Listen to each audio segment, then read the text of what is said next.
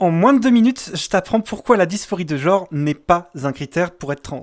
Il y a une idée très répandue et franchement fausse. C'est que pour être trans, il faudra forcément souffrir d'une dysphorie énorme, constante, presque destructrice. En réalité, ce n'est pas aussi simple. Être trans, ce n'est pas un concours de souffrance. Et ce n'est pas plus tu souffres, plus tu es légitime. Personnellement, quand je vis la dysphorie, ce sont souvent des petites choses. Des détails un peu cons, parfois, et pas de crise permanente, pas un mal-être insupportable tous les jours. En revanche, ce que je ressens très fort, c'est l'euphorie de genre. Un angle dans le miroir qui me donne un visage plus féminin, quelqu'un qui m'appelle madame, ou des petits moments qui me font juste sentir bien. En parlant avec beaucoup de personnes trans, je me suis rendu compte d'une chose.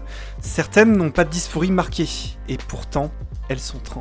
La dysphorie n'est pas une obligation, et surtout, c'est pas un outil pour trier les bonnes et les mauvaises personnes trans. D'ailleurs, la dysphorie peut être une vraie pathologie, parfois très lourde, parfois dangereuse, et la glorifier ou l'exagérer, ça peut être destructeur. La transition, les traitements, le parcours médical ou psychologique sont des choses sérieuses, encadrées, surtout en France. On ne fait pas n'importe quoi. Chaque parcours est différent, et être trans, ce n'est pas être malade, c'est chercher à vivre plus en accord avec soi-même.